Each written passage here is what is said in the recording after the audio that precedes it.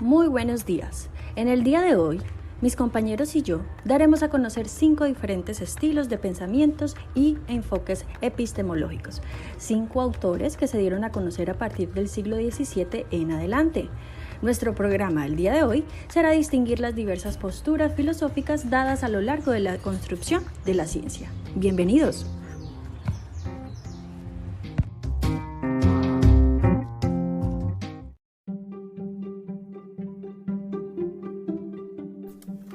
Hola, ¿sabías que en 1978 en Francia nace Auguste Comte, a quien posteriormente llamamos el padre del positivismo? ¿Y sabes qué es positivismo? Positivismo es promover la exaltación de los hechos contra las ciencias experimentales sobre las teorías. Comte creía que el hombre podía transformar y dominar la naturaleza. Por esta razón, habla de 3 estadías, pero estas estadías habían sido propuestas anteriormente por Saint-Simon. Comte decía que el mundo y la humanidad, para poder evolucionar, requería de 3 momentos específicos. El primer momento, denominado teología, era donde las personas atribuían las cosas a fuerzas extraordinarias, fuerzas divinas. Todo era creencia en Dios y superstición. El segundo momento era un momento metafísico, fuerza abstracta, como si hubiera un alma en todo lugar, en donde se confiaba en la razón y sus ideas para explicar las cosas, pero las ideas podrían ser falsas. Y el tercer momento, llamado estado positivo, las cosas en base a la ley es universal, establecidas a través de la ciencia y del método científico, todo ligado al espíritu positivo. Comte creó un sistema y jerarquizó la ciencia, de la más abstracta a la más concreta. Matemáticas, astronomía, física, química, biología y por último, sociología o como él la llamaba, la física social. Hablemos del método científico, procedimiento sistemático que nos permite observar los fenómenos del mundo, medirlos y clasificarlos y establecer leyes infalibles, desafiar a la naturaleza. Con este método se quería explicar todo. Sí, todo. Matemática, física, biología, astronomía ya estaban en manos de la ciencia, por ende hacían parte de la ciencia. Y aquí nace la pregunta, ¿la sociedad es posible explicarla desde la ciencia? Bueno, en el siglo XVIII esta era la gran pregunta. Pensadores como Henry Saint-Simon y David Hume opinaban al respecto hablando científicamente. Para el positivismo, el mundo se reduce a los hechos concretos, es decir, a las cosas que pueden observarse, experimentarse, medirse y clasificarse. De todo lo demás no existe o es falso. Por ende, positivismo igual sí existe.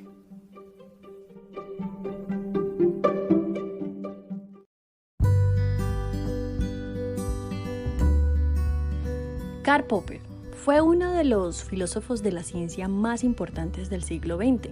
Popper, británico, de origen austríaco, famoso por su teoría del método científico y por su crítica al determinismo histórico. Este no fue miembro de la llamada Círculo de Viena. Él, por su parte, con su actitud científica, criticó algunos de sus postulados con su publicación Lógica de la investigación científica. Criticó la idea prevaleciente de que la ciencia es, en esencia, inductiva.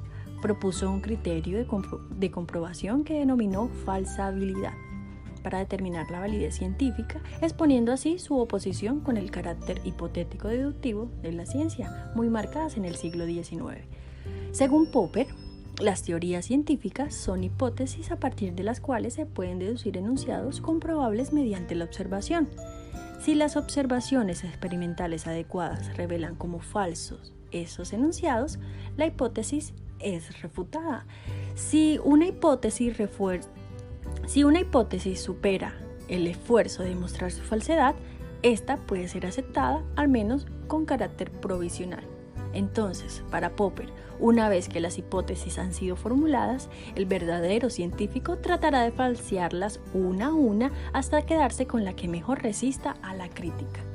Finalmente, Popper, por su parte, en 1978, manifiesta que el racionalismo crítico es la base principal de la filosofía, que consiste en hacer una crítica a las teorías establecidas por parte de la ciencia y se opone al positivismo lógico, asimismo mostrando su oposición frente al empirismo basado en la naturaleza y en la experiencia de los sentidos.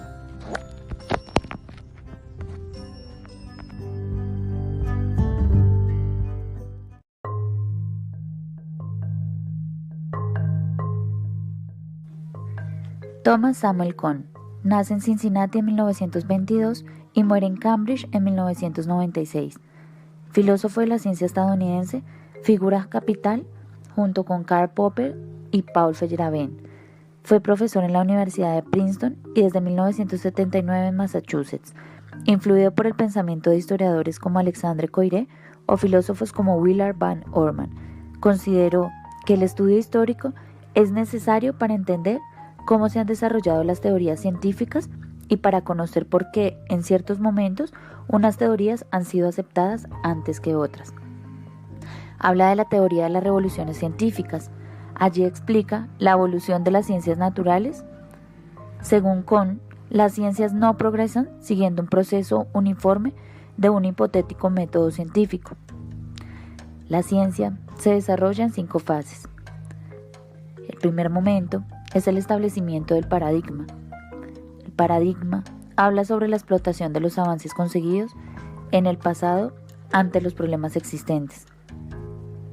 La ciencia normal es una investigación basada firmemente en una o más realizaciones científicas pasadas reconocidas por alguna comunidad científica. El tercer momento es la anomalía.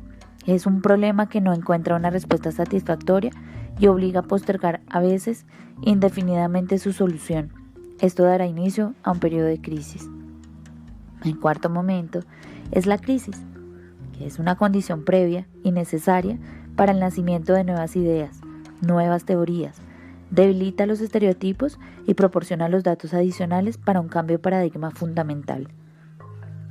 El quinto momento es la revolución científica, que se lleva a cabo a partir de la demostración de que una teoría es aceptada y superior a las ya existentes. Para Kuhn, la ciencia es el resultado de un proceso sucesivo y en constante evolución. Existen otros puntos de vista, uno de ellos es el de Popper, expresado en su obra Lógica del descubrimiento científico. Comparado con el de Kuhn, la mentalidad en la que enfoca su visión, las teorías que generan y el estadio científico que priorizan cada uno de estos dos enfoques. Con el objeto de hacer comprensible esta comparación, es necesario definir los conceptos de ciencia normal y ciencia extraordinaria. La primera está gobernada por un paradigma en el cual se confía implícitamente, pero este no se ajustará perfectamente a los hallazgos experimentales o empíricos. Siempre habrá discrepancias o anomalías. Ahora bien, la ciencia normal consiste en gran medida en resolver esas anomalías haciendo los oportunos ajustes que dejen esencialmente intacto el paradigma. En el periodo de ciencia extraordinaria, la teoría vigente se ve afectada y ocurre constatación de teorías.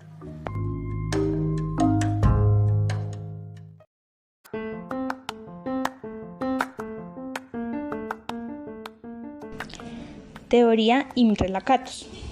Lakatos ofreció una imagen de las teorías como estructuras organizadas en su metodología de los programas de investigación científica. Lakatos desarrolló su idea de la ciencia en un intento por mejorar el falsacionismo popperiano y hacer frente a las objeciones hechas contra tal escuela filosófica. Un programa de investigación lakatosiano es una estructura que sirve de guía y por tanto condiciona la futura investigación, tanto en sus aspectos positivos como lo son en sus aspectos negativos. De acuerdo a esto, Lakatos propuso que la evolución y análisis de las teorías científicas debería incluir tanto su descripción como una serie de ellas que tiene en cuenta sus predicciones, así como las evidencias en pro de su corroboración o falsación. Tal serie de constructos teóricos constituyen lo que se conoce como PIC, Programa Científico de Investigación, que por tanto podrían ser considerados como una nueva unidad de evaluación del desarrollo del conocimiento científico. Adicionalmente de considerar las teorías como sistemas, agrupa a todas aquellas vinculadas entre sí en un nivel jerárquico, a los que analiza en su conjunto. Adicionalmente, el enfoque de Lakatos es historiográfico, teniendo en cuenta tanto la estructura interna como el contexto en que se propusieron. Introduce también aspectos sociológicos, apenas valorados por las escuelas filosóficas precedentes. Adicionalmente, Lakatos entró en escena cuando justamente comenzó el debate entre los popperianos y la filosofía emergente de Thomas Kuhn.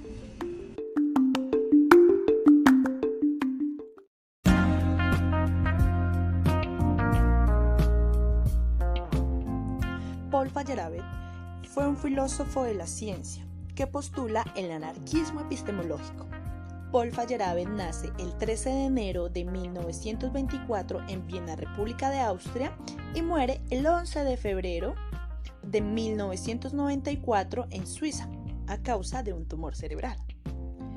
Feyerabend indica la teoría anarquista del conocimiento, en el cual es un modelo político que a partir del caos rompe la institucionalidad y el status quo. También indica Feyerabend que podemos llegar a una mejor forma de vivir. Tomaremos una pausa y al regresar hablaremos sobre el cuestionamiento del método científico que este gran pensador hizo a lo largo de la historia. La ciencia de hoy será la charlatanería y cuentos de hada del mañana. Con esta icónica frase hablaremos sobre el cuestionamiento del método científico, en el cual Feyerabend indica que si queremos garantizar que la ciencia sea un ejercicio creativo, donde las personas puedan pensar libremente, deberíamos quitarnos ese cuento de que existe una regla universal que se llama método científico. Aquí es donde llega el señor René Descartes y dice que todas las ciencias estaban seguidas por un método, pero llega Feyerabend y dice: no señores, en la ciencia no hay ningún método unificado. La ciencia y el arte es un producto humano que vamos construyendo y tratando de mejorar. Ya por último, cabe resaltar que Paul Feyerabend fue influenciado por Thomas Kuhn, ya que él indica que las ciencias no son acumulativas y tampoco son progresivas, y el cambio científico tampoco es racional. Damos por terminada estas posturas filosóficas en las cuales aportaron grandes ideas a través del tiempo. Muchas gracias y feliz tarde.